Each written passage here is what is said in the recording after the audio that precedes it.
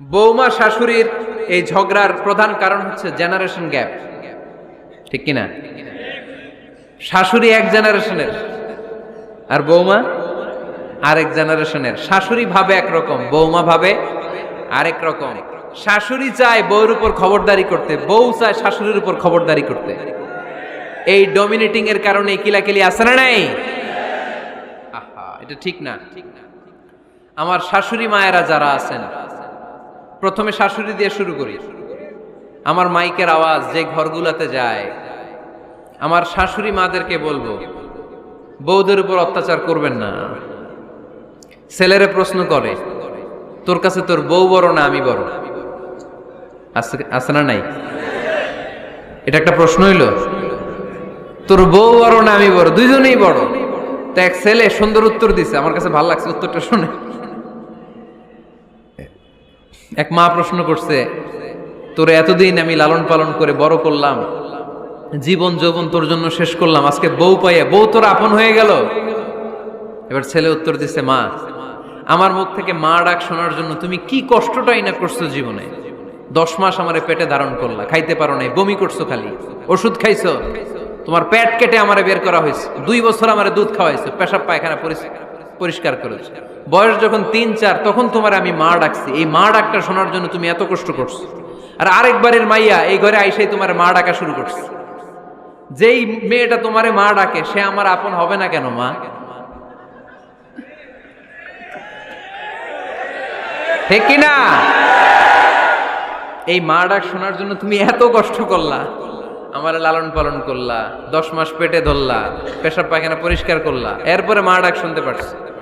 আর আরেকবারের মেয়ে জানা নাই চিনা নাই এসেই তোমার ডাকা শুরু করছে মা। তো যে আমার মারে মা ডাকে তার স্থান তো আমার কলিজায়, ঠিক কিনা? শাশুড়ি আম্মারা যারা আছেন, প্লিজ বৌমাদেরকে কষ্ট দিয়েন না। অনেক শাশুড়ি আছে পান থেকে চুন খসলে রেগে যায়, পদে পদে স্ত্রীর ভুল ধরে, বউয়ের ভুল ধরে, আছে না নাই? এটা করবেন না। সে তো নতুন, আপনার অনেক এক্সপিরিয়েন্স হতে তার সময় লাগবে, তাকে সময় দিন, তাকে ভালোবাসুন, ঠিক কিনা?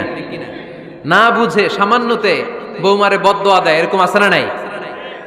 কিন্তু বুঝতে চায় না, বৌমারে যদি বদদোয়া দেয় তাহলে তার নিজ ছেলের পরিবারের ক্ষতি। পেটে ধরা যে ছেলে, ছেলের পরিবারের কিন্তু ক্ষতি, তার আপন নাতি নাতনিদেরই ক্ষতি। আওয়াজ করে বলেন ঠিক কিনা? বৌমাকে বদদোয়া দিয়েন না। বৌমাকে নিজের মেয়ের মতো দেখবেন। সমাধান আমি দিচ্ছি। কেমন দেখতে হবে? নিজের মেয়ের মতো। নিজের মেয়ে সকালে ঘুম থেকে ওঠে 11টা, ওইটা সমস্যা নাই। বৌমা কেন উঠলো না, ওইখানেই ঝামেলা, আছে না নাই? মেহেরবানি করে আপনার বৌমাকে আপনার নিজের মেয়ের মতো দেখেন। নিজের মেয়েরে যেমনি আদর করেন তাকেও অমনি আদর করেন। আপনার বৌমারে যদি আপনি কষ্ট দেন, মনে রাখবেন আপনার নিজের মেয়েটাও আরেকবারের বউ হয়ে কয়েকদিন পরে যাবে। আপনি যা যা করবেন আপনার মেয়েকেও তারা ওই রকম কষ্ট দিয়ে বাড়িতে ফিরিয়ে দিবে। চিল্লায় বলেন ঠিক কিনা?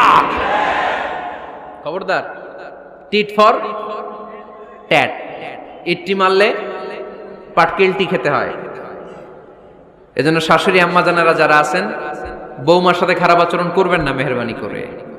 তাকে আপনি কষ্ট দিলে আপনার নিজের মেয়েটাও আরেক বাড়ির বৌমা হবে, সেও ওই বাড়িতে এই কষ্টগুলো ভোগ করবে। এগুলো যখন আপনি শুনবেন তখন আপনার চোখ দিয়ে পানি পড়বে কি পড়বে না? পড়বে। এবার আসেন বৌমার কথা বলি।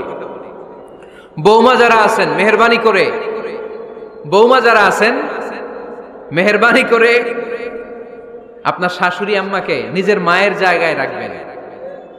আপনার বাড়ি ছেড়ে নতুন বাড়িতে আসছেন, তো এটাই তো আপনার বাড়ি। আপনার মা রেখে দিয়ে নতুন মা পাইছেন, এটাই তো আপনার মা।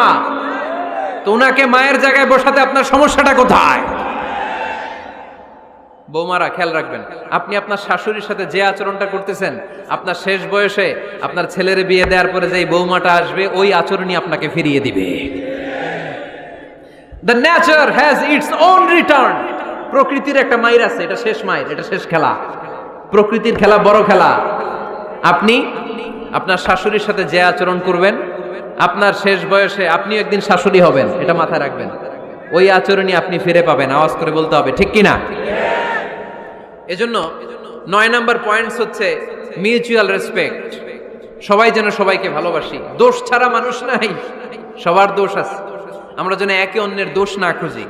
বৌমারা, আপনাদের কেন যদি আমার মাইকের আওয়াজ যায়, অল্প কিছু টেকনিক অবলম্বন করলে আপনি আপনার শাশুড়ির মন জয় করতে পারবেন। শাশুড়িরা আসলে বেশি কিছু চায় না, আগের জামানার মানুষ তো, এদেরকে ওইভাবে হাত করতে হবে।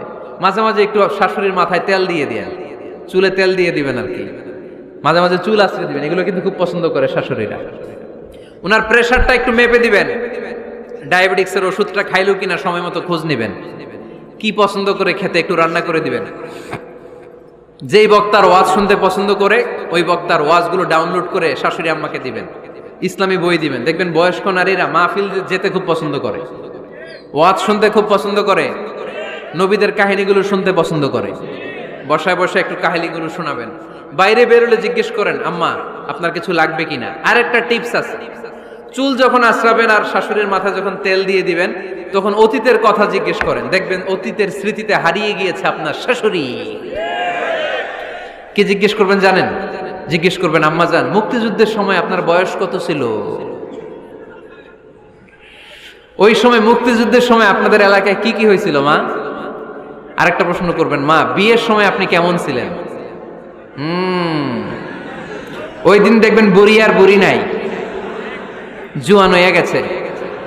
ওই দিন বলবে, মা আমি অনেক সুন্দরী ছিলাম, আমার মাথায় অনেক চুল ছিল, আজকে নাই। আমগো গ্রামে আমার সাথে সুন্দরী মাইয়া ছিল না। অতীতের স্মৃতিতে, স্মৃতি হাতরাতে হাতরাতে তিনি হারিয়ে যাবেন। জিজ্ঞেস করবেন যে, মা শীতকালে আপনাদের দেশে কি পিঠা বানাতেন আপনি যখন ছোট ছিলেন, আপনার বাপ চাচারা কি করতো? এগুলো জিজ্ঞেস করলে উনি স্মৃতির পাতা হাতরাতে হাতরাতে চোখ দিয়ে দাঁড় দাঁড় করে ওনার পানি ঝরতে শুরু করবে। আপনার জায়গায়, ওনার হৃদয়ের মনি কোঠায় এমন জায়গায় পৌঁছবে, আপনার ছাড়া উনি কিছুই বুঝবে না। বৌমারা, এই অল্প কিছু টিপস অবলম্বন করে আপনারা আপনাদের শাশুড়ির মনকে জয় করতে পারেন। শাশুড়ি বৌমার দ্বন্দ্ব আমরা চাই না, আমরা চাই শাশুড়ি বৌমাকে নিজের মেয়ের মতো জানুক, আর বৌমার শাশুড়িকে আপন মায়ের মতো ভালোবাসুক, ঠিক কিনা?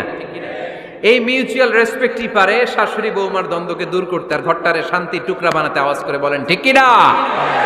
কয়টা গেল? আর আছে কয়টা?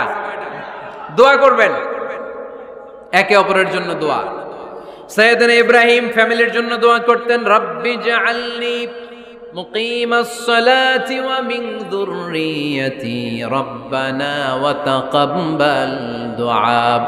ও আল্লাহ, আপনি আমার নামাজ কায়েমকারী বানান, আমার কলিজার টুকরা সন্তান ইসমাইলকেও নামাজ কায়েমকারী বানান, আমার দোয়াটা আপনার দরবারে আপনি কবুল করে নেন। সুবহানাল্লাহ পড়েন। রব্বানা ইন্নী আসকানতু মিন যুররিয়াতি বিওয়াদিন গায়রি যী যারইন ইনদা বাইতিকাল মুহাররাম। ও আল্লাহ, আমার সন্তান সন্ততি, আমার ফ্যামিলিকে ধুধু মরুপ্রান্তর এই উপত্যকার মধ্যে তোমার কাবা ঘরের সামনে রেখে গেলাম, তাদেরকে তুমি নামাজ কায়েমকারী বানিয়ে দিও। গোটা বিশ্বের সব মানুষের অন্তর আমার ফ্যামিলির দিকে আল্লাহ তুমি ঝুঁকিয়ে দিও। ওয়ারযুকহুম মিনাস সামারাত, ফলমূল দিয়ে আল্লাহ তুমি তাদেরকে রিজিকের ব্যবস্থা করে দিও। তার মানে সব নবীরা তাদের পরিবারের সদস্যদের জন্য দোয়া করতেন কি করতেন না?